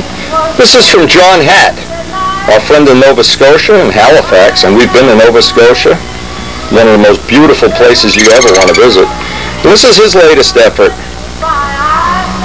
Wheel pants and cowl, they look like they're fiberglass. I can't really tell. He wrote captions, but anyway, we got cut off with a dead battery. But again, this is John Hatt's effort, latest effort. And we always enjoy getting pictures from him. He's a very aggressive builder, multi-talented, and always has something very cool for us to see. And this latest plane looks like a beauty. It looks a lot like Richard Oliver's plane, in fact. Maybe he's been watching too many videos. It looks like this is a good Monaco job, and he's starting the covering procedure. Now, just for your information, John sees all these videos. One of the things I wish somebody would do is do a really in-depth thing. Shoot a couple rolls of pictures on how to do a Monaco job. I don't even have a Monaco iron. And Bob Barron certainly proved you can be very competitive with a Monaco airplane. Now, this is the kind of caption I don't like to hear. John's talking about, of course, this picture is backwards. It should be this way. And right after this picture said the plane fell off the table and broke. John, I'm sorry laughing, but it's happened to me. It happened to John DeTavio. It fell off the table and broke the stab. John DeTavio had a plane that was on the kitchen table, and it was all buffed out. Everybody went down the cellar, and all we heard was boom, and it broke all up. So I don't know. It's not something pleasant, that's for sure. Here you can get a little better view of the finished chip. That looks real nice. Nice wheel pants, by the way.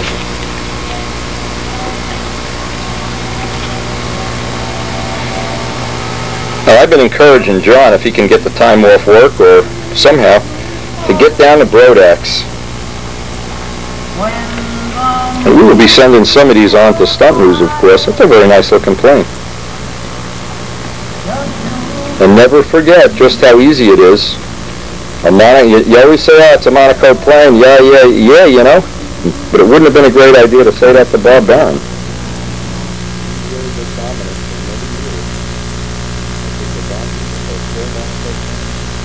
Anyway, John, we will send some of these on to some meetings.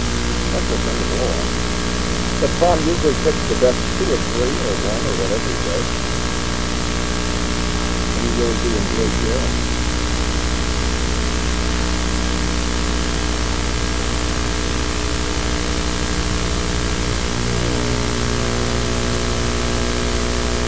By the way, anybody that doesn't know, pretty much every day or every other day, I just take things that are supposed to be computer printouts on flat paper. You can't really use them in stuff. You can't really use them on video or what's for. If you really want to see efficient stuff, and you want to be the star of the video, like a lot of people are comfortable with that. Send a buck and get some nice courses like John has as you, and I'll do my best. I've never, ever, ever gotten a picture and not passed it along to somebody or put it on a video. Everybody gets the same shot. And it's up to Tom to pick out, and he'll pick the best number of shot. I'm not a real photographer. In fact, the truth is, I don't even understand. But anyway, John, appreciate it a lot. I hope you enjoy the whole episode.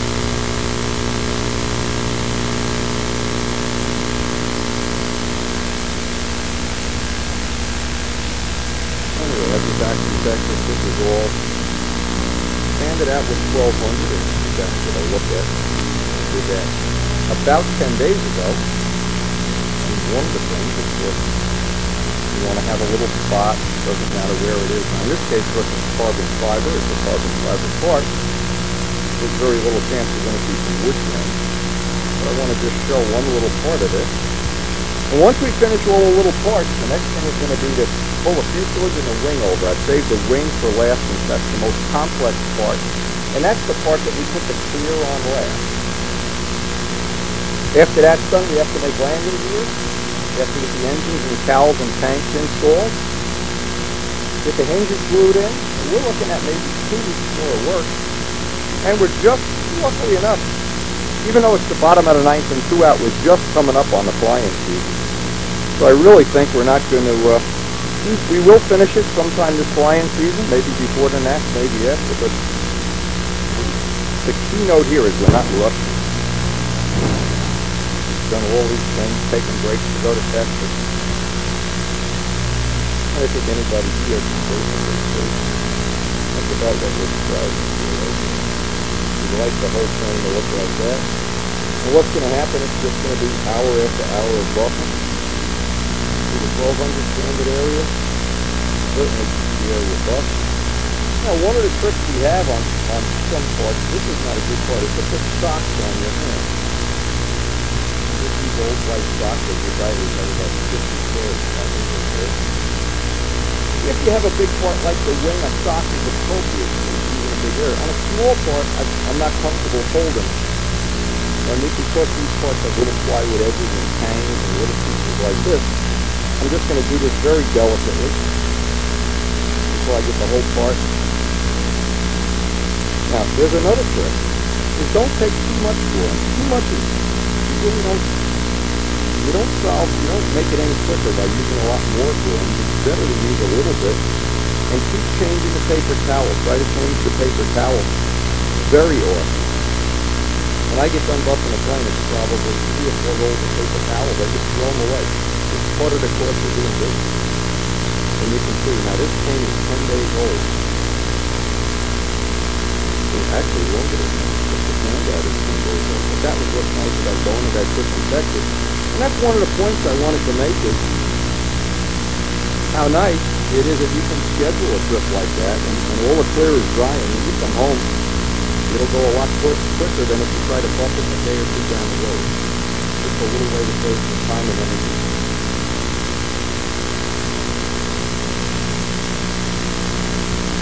And now it's time to replace the towel. I don't want to keep using it over and over again. But that's really going to pop up very, very quickly. Trick is, if you can, let it dry. The longer you let it dry, even if you let it dry 6 weeks, or if you build a plane that's buffed in December, you're not going to fly it till May, wait till, April to buff it out. You can save yourself a lot of work. And that is a good tip. By the way, while we were down in Texas, we got to see, in fact, here it is right here. we got the Figure Solid Review 77. It's not legal to use an AMA stump yet, but we're looking, if the rule changes, which will already have the motor developed. Al Rage's got one, Rich Oliver's got one, and I hope soon Al has one. We're just going to try to develop it, so if the rule changes, we can immediately have a bigger power plant. That Texas strip was just unbelievable. That's one thing I would have never gotten to see if I did not use the strip. Plan is, as a test strip, if we get to 77, after the nap, that'll be the end of our competition season. We're going to try to shoehorn it into a short 8-inch nose moment on type boom. Set up some 14-inch props, 15-inch props. Rich has already tested it with as big as a 14-inch prop. And it's going to be quite a retrofit. I don't want to do it now, but that's coming up on future videos. As soon as we get it, we'll break it in. It's quite a piece of work. Did you see it? Absolutely a roll-up play. Just one of the things coming up on the new video.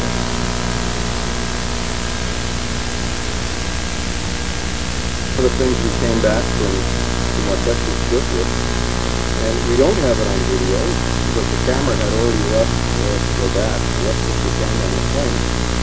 But this is a wax casting that they make us get in front. And Gus Racing, Eric Howden made a wax casting. Very, very interesting stuff. And we've got a lot of interesting stuff, and if you haven't seen those videos of the Texas strip, those are chock full of cool stuff that I don't think you see any place else. Of course, they have the video to Al Rage. And it's complete. I mean, it's collection of places. It's chock full of stuff. Anyway, if you're interested in those places, rather than get more than experience, that is probably one of the best places. The Texas strip,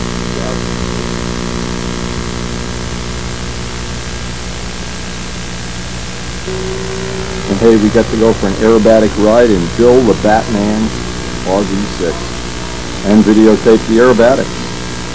Pretty cool.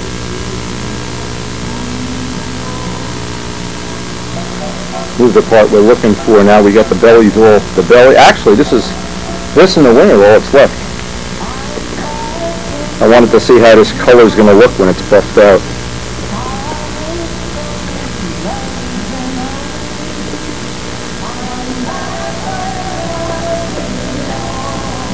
Again, once you do that 1200 sanding and you let it dry, the buffing part is a piece of cake. And even though there are many finishes and all these two parts and automotive things, I still think the glow of a buffed out dope finish, there's something about it that, whether it's nostalgic or just that I'm prejudiced, I don't know, or both.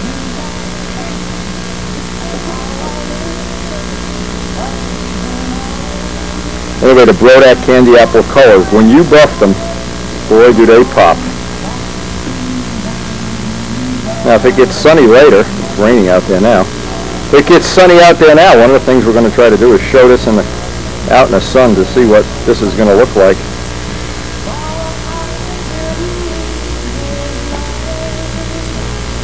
Anyway, we're looking at it probably the rest of the day to buff out this fuselage. But I'm going to take my time because this is one of the parts I really want to have as nice as possible. Nothing better than having some good video to watch while you're buffing out a plane. Just makes the time go by. Now this is one area where you can use the socks, and this is a good tip. I put socks on my hands. Make sure you're on a padded table, of course. Make sure you're not hanging things out. A little bit of Gorham's on. The socks are inside out, by the way. Just smear some around. And I could be watching all these great Texas videos while I'm doing this, or Nats videos, or Brodak videos, or whatever. And you don't have to look at the part, because no matter where you touch it, it's being buffed. Normally you're holding it with one hand and buffing. Well, this way, and you're doing random motion. Don't do this. This is not the best way to do it. The best way is to do random motion. And I never try to use an electric buffer. Or some people can, but to me it's kind of a dangerous thing. And at this point in time, to lose the plane because the buffer throws it across the room or something, just for me, it's just not worth it. And the more random you can make the motions, the socks are just such a great tip. Replace the socks, I can then flip these over and then just go get another pair. And in my case, like I said, just save all your old athletic socks. And if you don't wear his athletic socks, find some friend that has smelly feet and get all his socks. But you can see it doesn't take long. And you've got some real nice gloss coming up here. And of course, if you go through, we got a touch-up, but so far we've been pretty lucky and not gone through. You can see where the colors are starting to pop up. And it's just a question of, at this point in time, how long do you really want to spend doing it? Once it's got a shine, you can still take just a little bit more off, but you never want to wax it. You want to wait the longer, in other words, I like to wait till a day before I fly the plane before I wax it, because the dope is still gassing off probably for some amount of time. I've heard various things from 2 months to 6 months. If you wait till a day before you fly the plane and then put a really good coat of carnauba wax on it, that's the best there is.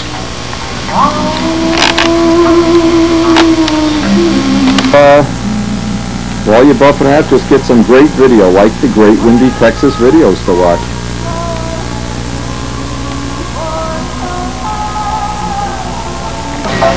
Now, as I'm doing the rudder, another trick is to put a towel underneath it, so it's not doing that. Get a little bit of the Gorhams, of course.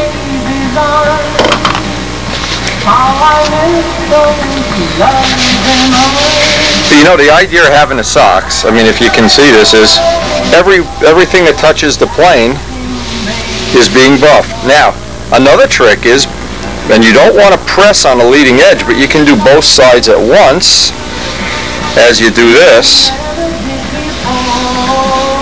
What I don't want to do is this. I don't want to get that leading edge so I'm buffed through, because then I have a touch-up. But I can press both sides at once. The other choice I have this way is I can buff both sides this way, which is handy for an elevator or a flap. But for our purposes, this little pad, and always on a padded table, just makes it easy. And can you imagine if this were not a take-apart plane? This operation would be a nightmare. It would just be a nightmare. So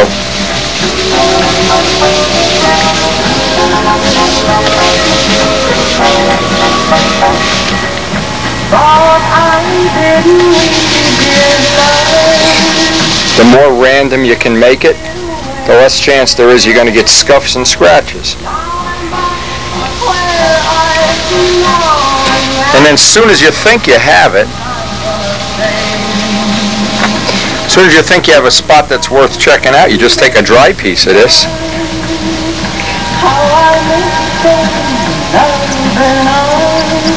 Now I'm being gentle with this piece because I know basically it's very delicate. You can get some idea how quickly that buffed out. And that's the trick. If you can get it up to that level, then the rest of it, as you're working on a plane, that part of it will take care of itself. Now these are really delicate parts. This part only weighs 10 grams, so I have to really be careful, number one, that I don't break the edge any more than I have to, and that I have some support. That's why I've taken the glove off here. And the best thing when you have a really delicate part is just go slow. Don't try to do it in 5 minutes. This is just going to be something that just takes a little time.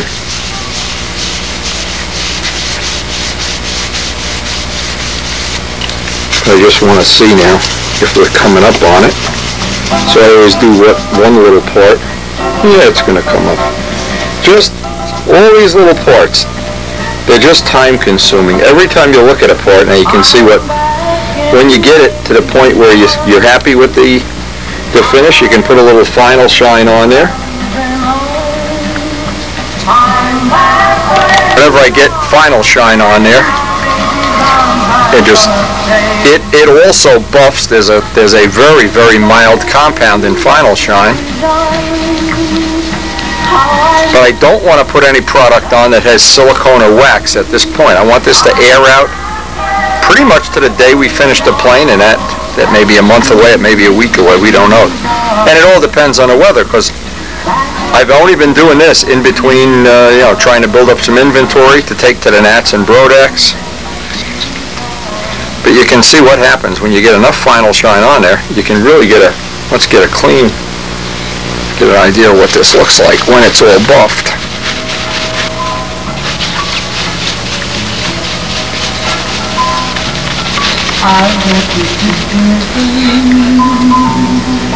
I think it's really going to look nice once that whole part is on, and then as soon as we get done with this, we're going to start on the wing. I probably won't finish the wing today, but I'll start on it.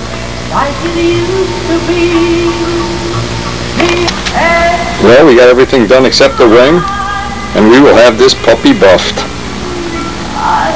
And we'll see you on the next tape.